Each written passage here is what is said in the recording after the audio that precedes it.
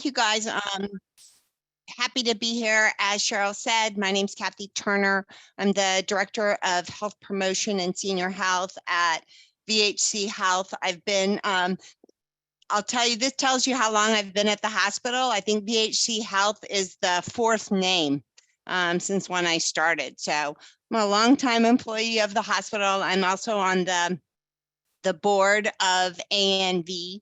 The senior health department at VHC has a lot of great senior programs. We have we have a monthly free healthy aging lecture. We coordinate a free walking program at Lubber Run Senior Center on Thursday mornings. In September, we have two great free fall prevention programs. So I will put in the chat the link to our website if you want to get more information, but I think usually when Wendy also puts some of our stuff in your newsletter. So what we're going to be doing today is talking about osteoporosis. So we're going to just talk about bone basics, an introduction to osteoporosis.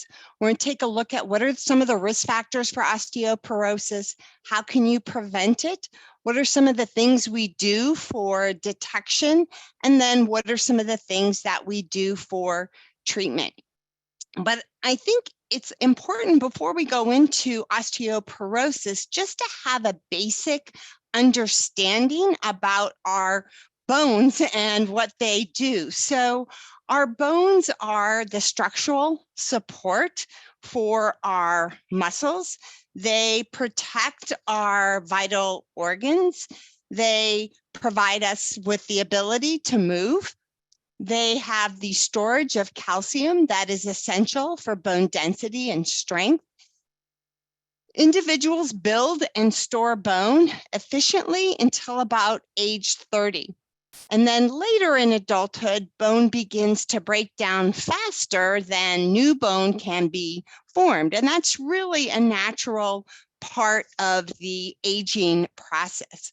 But if we look at our bone itself, it really is a matrix of fibers of something called protein collagen, and it's hardened with calcium, phosphorus, and other minerals. And there's really two types of architecture that give bone strength.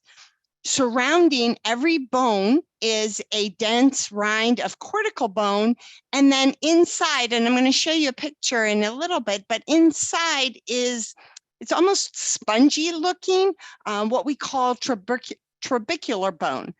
And again, the function of bones, besides contributing to size and shape, is all these things that we talked about. Of the 2 to 4 pounds of calcium in the body, nearly 99% of it is in the teeth and in the skeleton. The remainder of that calcium plays a role in blood clotting, nerve transmission, muscle contraction, and other functions. So the body keeps the blood level of calcium within a very narrow range, and then when needed, bones release calcium. So you're going to be hearing about this more later on, but calcium, vitamin D, physical activity are all critical to preserving and building bone mass. Right. So this is kind of a picture of what we call the bone remodeling cycle. It's a very dynamic and lifelong process where old bone is removed and new bone is added. And there's kind of two phases to that cycle. The resorption, which is the dissolving of bone tissue, and formation, which is the generation of new bone tissue. And in healthy individuals, the rate of new tissue generation occurs at the same rate of tissue loss.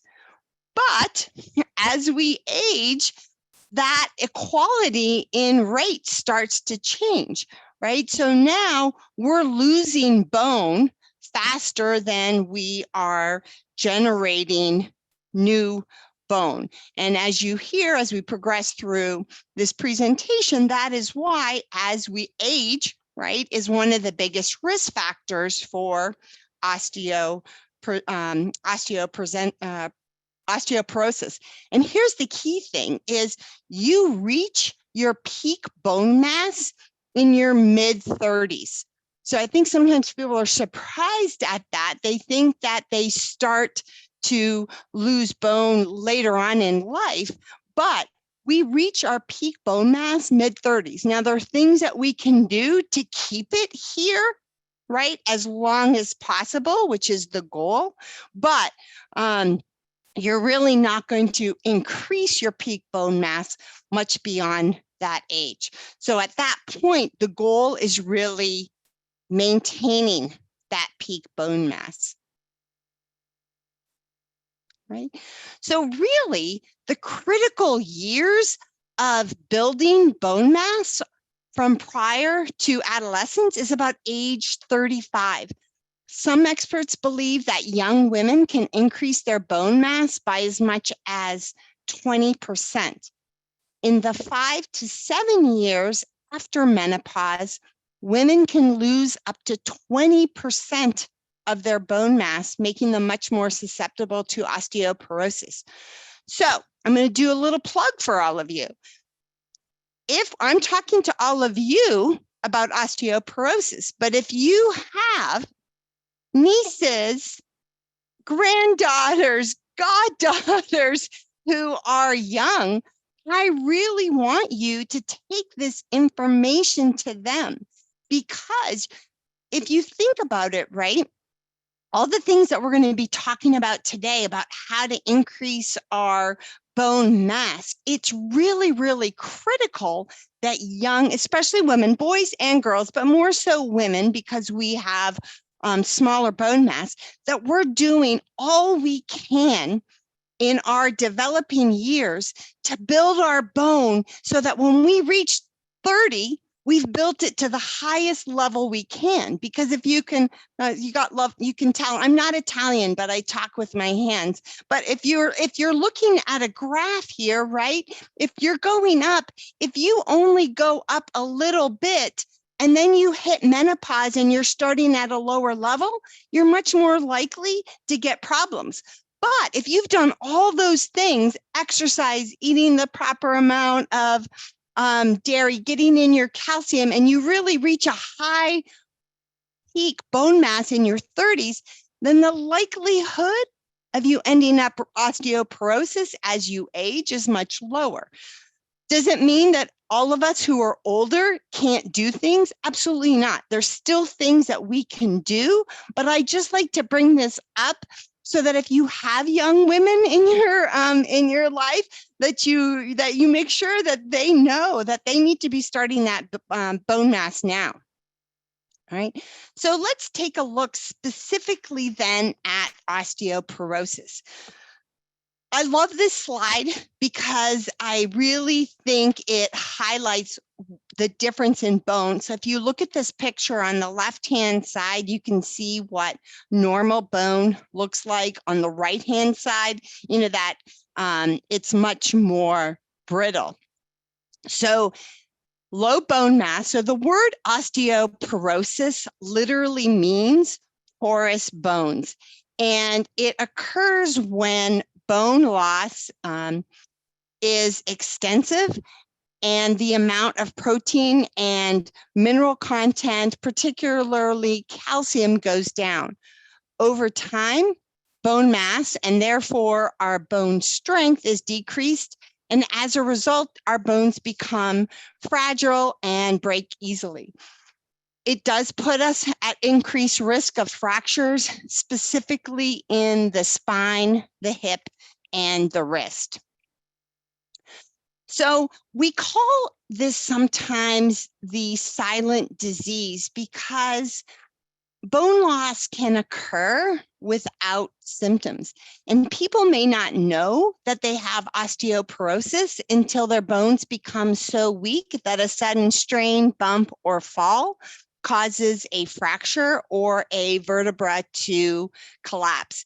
And in some folks, the osteoporosis can become so bad that a simple act as a sneeze can cause a bone to break. All right. Osteopenia. Now, some of you may have heard of this term. Osteopenia is kind of a precursor to osteoporosis. So when you're having, and we're going to talk about these tests, when you're having a bone density test, right, and we're looking at your T-score, we have normal, osteopenia, which is precursor to osteoporosis, and osteoporosis. It's kind of like with diabetes, how you have pre-diabetes, right? Same thing. So with osteopenia, it is the onset of bone loss.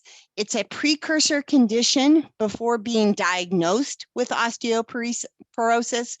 You've begun to lose bone density, but it's not severe enough to be osteoporosis. Now, some of you may also, and some of you may have osteoarthritis. Osteoarthritis is degenerative arthritis. It's a chronic joint disease. It is the breakdown and eventual loss of the cartilage of one or more joints. All right, so osteoarthritis, we're looking at the cartilage. Osteoporosis is the actual bones. Right? So what is the prevalence? It is estimated that 54 million adults in the US age 50 and older suffer from osteoporosis and low bone mass. It's responsible for more than 2 million fractures annually. 40.4 million Americans have low bone mass. An estimated 9.1 million women and 2.8 million men have osteoporosis. 1 in 2 women and 1 in 4 men over age 50 will have an osteoporosis-related fracture in their lifetime. Obviously, as I said, the risk of osteoporosis goes up with age. Most fractures are concentrated in women over age 70. And the severity of the fractures vary, right? A wrist versus a break. A wrist versus a hip. Breaks in the hip and spine are really of special concern because they almost always require hospitalization and major surgery and may lead to other serious consequences, including permanent disability. And in some cases, it can lead to death. All right. Again, I like this as a visual because it really shows the significance of osteoporosis in women. Again, it affects men as well, but just it hits women so much more. So you can see how many fractures occur in women in the different states as it compares to things like heart attack, stroke, breast cancer, right? And then it is, it's a health, poor bone health is common and it is costly. So again, just how it affects member fractures, hospitalizations, trips to the emergency room, visits to the doctor's office, people placed in nursing homes. So where does osteoporosis strike? As I mentioned, there are areas of special concern. Fractures of the hip, spine, and wrist are where we see the biggest issues, right? Fractures of the hip, as I mentioned earlier, almost always require hospitalization and major surgery. They can impair a person's ability to walk unassisted. They can cause prolonged or permanent disability. So they frequently occur due to a fall or other impact, but sometimes the hip actually breaks first and that causes the fall. And sometimes people are surprised about that. They think that always the fall causes the hip to break. But in some people who have osteoporosis very bad, the hip breaks, and then because of that, a fall occurs. According to NIH, 1/3 of hip fracture patients regain the level of functioning they had before fracture. 1/3 require placement in a nursing home, and the other third, are somewhere in between. I do want to dispel a myth, though. Hip fractures don't lead to death. It's a fact that many women who are frail or suffering from other serious health problems often fracture their hips, but women who are relatively healthy, rarely die from the fracture itself, right?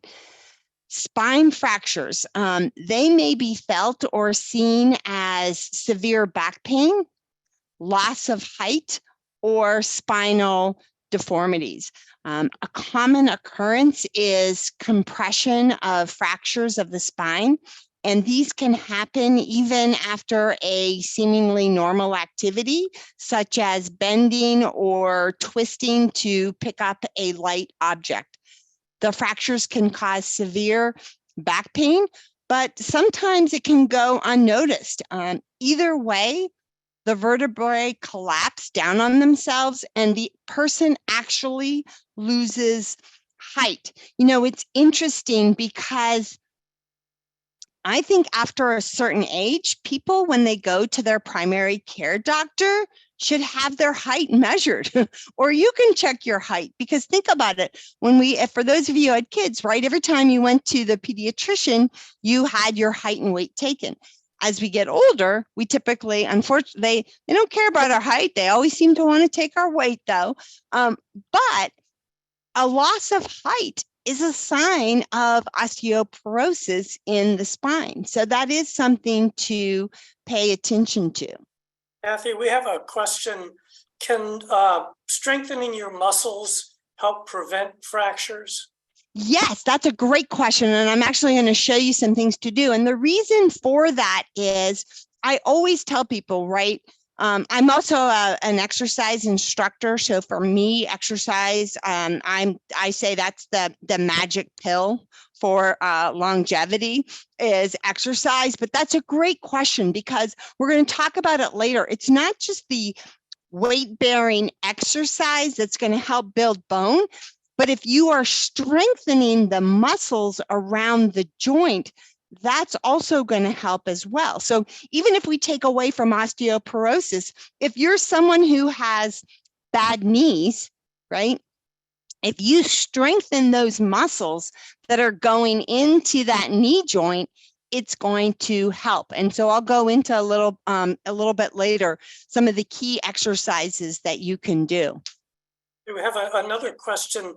Does osteopenia always lead to osteoporosis? No, that's a great question. It doesn't. So if we can find, that's why I think it's really important to have some of these testing done, right? Because if we can capture, if we find that you detect that you have osteopenia, there's certain things that you can do to keep it from moving into osteoporosis. So, if you haven't been doing weight-bearing exercise, adding weight-bearing exercise, increasing your calcium, vitamin D, there are some medications that your doctor may put you in. So we actually like it when we find people in osteopenia because we can put things into place to keep it from going into osteoporosis, just like with prediabetes. If we capture people in prediabetes, we can keep them becoming a diabetic. So yeah, that's a great question. So what are risk factors? We talked about it. It's kind of like with anything, right? The older we are, the more at risk. It's more likely as we grow older and our bones lose tissue. They become weaker and less dense with age. We talked about how women are more at risk. Just women are smaller. They start out with less bone. So we just don't have that big base. Women also tend to lose bone tissue more rapidly as they age compared to men. While women commonly lose 30 to 50% of their bone mass over a lifetime, men only lose 20 to 33%. So that's a big difference, right? Women also have less bone tissue and lose bone more rapidly because of the changes involved with menopause. Race is a risk factor. Caucasian and Asian women are most at risk for the disease. It doesn't mean that African American and Hispanic Americans can't get it, but we tend to see it more in Caucasian and Asian women. Right? We talked about this, menopause, our risk for osteoporosis ticks up significantly postmenopausal, and that's just because of the loss of estrogen conditions. So women who have had anorexia or bulimia can also be at higher risk. Cathy, we have a question here. What about ankle fractures due to falls? Yeah, the ankle tends to be, not to say that you can't have osteoporosis and that can't be it, but typically the three big risk areas for fractures for osteoporosis are hip, spine, and back. Usually ankle is, not to say that you don't have osteoporosis there, but that doesn't tend to be an area that's affected as much. Another condition, and I don't know if this is on here, but people who have celiacs tend to be more at risk for osteoporosis, because one of the things of celiacs is that you're not absorbing the minerals. So if you are taking, and a lot of times people don't know they have celiacs for quite some time, and then they're diagnosed. And when you have celiac disease, you don't absorb those minerals like you're supposed to. So typically we find that people who've had celiacs tend to have a lower bone density. Bone structure, body weight, small bone, thin women are at greater risk. We talked about women who stop menstruating before menopause because of anorexia, bulimia, may also lose bone tissue and develop osteoporosis. Certainly family history, personal history, susceptibility to fracture may be partly heredity, but this doesn't play as big of an impact. A diet low. About ordinary dieting to lose weight at an older age, does that increase? No, it's more like bringing down your calories like really, really low, right? And we're going to talk about the important, right? If you have a diet low in calcium, vitamin D, that's going to have an impact as well, right? This is another one I want to talk about, and that's certain medication, because it can be significant, and it's an often overlooked risk factor in the development of osteoporosis, and that's the use of certain medications to treat other chronic medical conditions. So medications to treat disorders like rheumatoid arthritis, endocrine disorders like an underactive thyroid, gastrointestinal disease may have side effects that can damage bone and lead to osteoporosis. So, for example, some medications like corticosteroids and immunosuppressant drugs can limit the ability to absorb calcium, right? So those are just things to be aware of. It may be that if you're on those medications, you want to talk to your doctor about whether you should be taking a calcium or vitamin D supplement. Low testosterone levels in men can sometimes be a risk factor. Inactive lifestyle. Those who perform mild weight-bearing exercises have higher bone mineral density and stronger bones. So exercise is key to helping to lower your risk for osteoporosis. Smoking. Smoking actually depletes the body of bone building nutrients It decreases your blood levels of estrogen, which normally have a protective effect on your bones. It can cause changes in your liver that interfere with your body's ability to utilize vitamin D for bone formation. It increases the level of toxin substances in your body, which can interfere with calcium absorption. And it also hampers bone self-repair, making it more difficult for fractures to heal. Right? Excessive use of alcohol. So this is heavy drinkers. Heavy drinkers tend to have depressed levels of vitamin D in their blood, and that inhibits their body to absorb calcium. This is a smaller one, right? Prolonged stress is believed to affect the functioning of your endocrine system, and that can lead to excessive excretion into the urine of calcium and other nutrients important for bone health. But that one's not as big. Cathy, does coffee consumption have any effect? No, not so much. I mean, coffee is a diuretic, right? So if you're having too much of it and your thing, but no, there hasn't been that association with coffee specifically in osteoporosis, right? We talked about, women in estrogen and postmenopause, right? Estrogen protects against bone loss. So during and after menopause, the ovaries stop producing estrogen and that bone loss accelerates, right? And then anyone who is not, amenorrhea, which can be caused by inadequate calorie intake, also accelerates bone loss due to reduced estrogen. Right? So here's the key, right? These are the most important things. Here's prevention. We'll go through each of these in detail. A diet rich in calcium and vitamin D, weight-bearing exercise, don't smoke, limit alcohol intake. Oh, you know what? I'm going to go back on the coffee just a little bit. We talked about this.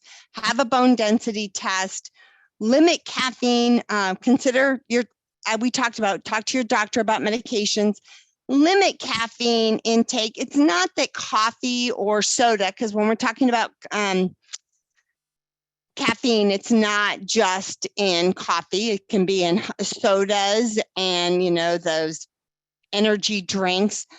And the reason is that you go to it's a diuretic, so you go to the bathroom more, so your kidneys excrete more calcium. So, not to say you can't have your 2 cups of coffee in the morning, but if you're one of those 6, if you have coffee throughout the day and you're drinking 6, 7 cups a day, then that's something that you might want to cut back on. Right. So let's start with calcium. It is required for the heart, the muscles, and the nerves to function properly. It's required for blood to clot. Inadequate calcium contributes to the development of osteoporosis. Unfortunately, we excrete calcium normally every day. And when we don't replace it, our body steals calcium from our bones, weakening them over time. So, our requirements for calcium are going to vary. Certainly, we have greater needs for calcium during childhood, adolescence, pregnancy, lactation, right? When we need that for our bones. Scientists, it's kind of interesting. Scientists don't really agree on exactly how much calcium is enough, but they do agree that a large percentage of Americans are not getting nearly enough. And adding to the problem, the typical American diet consists of high amounts of sodium and animal protein, which can significantly increase calcium excretion. And it's especially troubling for young kids. I don't know about you, but back in the day, when I was a child, it was the only time I ever had soda is if my parents had a party and there was leftover soda in the house as mixers. But we had milk. Milk was our drink at dinner or at lunch. And kids now, just are not drinking near as much milk as they used to. They are drinking more soda, and so that is a concern. This is the guidelines based on the dietary guidelines for calcium intake. So women 50 and younger, 1,000 milligrams a day, age 51 and older, 1,200. Again, for men, you can see the ages are a little bit different. And this includes the total amount from calcium you get from food and supplements. The other thing I want to say is, and well, let me go into this first, because this just talks about where you can get calcium in, right? So a lot of different things. Calcium supplements, you want to choose a brand name supplement with proven reliability. Look for, if you're looking at supplements, you want to look for a label that states purified or has the USP symbol on it. Read the product label carefully to determine the amount of elemental calcium, which is the actual amount of calcium in the supplement, as well as how many doses or pills to take, right? So pay close attention to amount per serving and serving size. Calcium is absorbed best when taken in amounts of 500 to 600 milligrams or less. So you do not want to be taking a calcium supplement that's more than 500 milligrams, right? Because it's just, it's kind of wasted because you're really only absorbing 500. Or if you're taking your calcium supplement, you don't want to take your calcium supplement and then look at if you're taking a multivitamin, make sure your multivitamin doesn't also have calcium in it, because then again, you're getting more. So, just pay attention to those things. Are there any adverse effects of taking too much calcium, or is it just? Sometimes if people take too much, they can end up with, kidney stones or stuff like that. So you don't want to take too much. So pay attention, pay attention to your diet. If you're eating a lot of foods that have calcium in it, you may not need a calcium supplement. So you have to know what your diet is, but you definitely don't want to take a calcium supplement that's 100,000 milligrams. And I've actually seen those on the market because your body just isn't absorbing all of it. So it's just kind of a waste, right? You do want to take most calcium supplements with food. Eating food produces stomach acid that can help your body absorb most calcium supplements. The one exception to the rule is calcium citrate, which can absorb well when taken with or without food, right?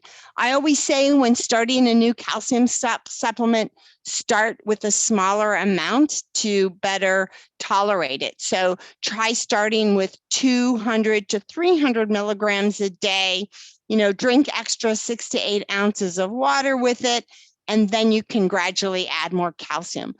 But I will tell you, I always think it's really important before you start taking a supplement, a vitamin or mineral, that you always talk with your doctor first, right? Don't always talk with your doctor and say, hey, and right, because it's also on what medications you're on. So do I need to be taking a calcium supplement? Do I need to be taking a vitamin D supplement?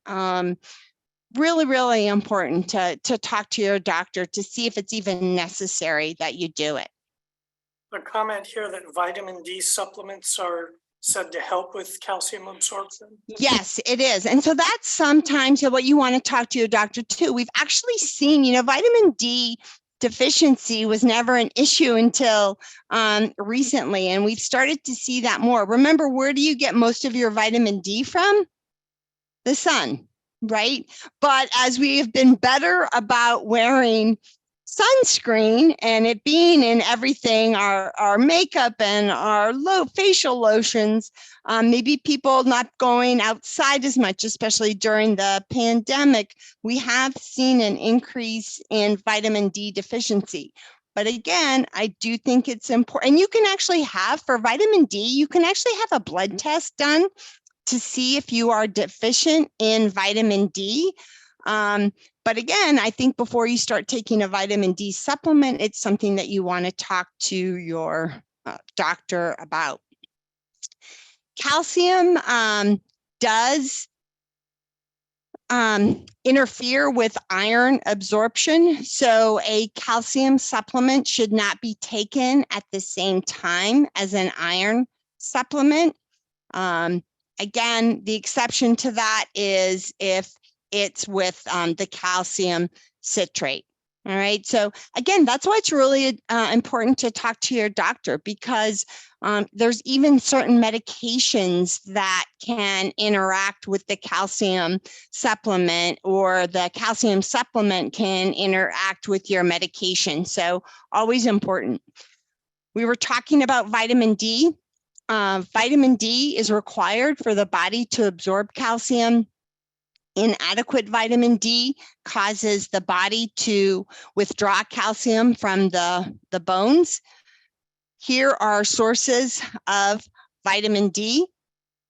The recommended intake for those under 50, and then the recommended intake for people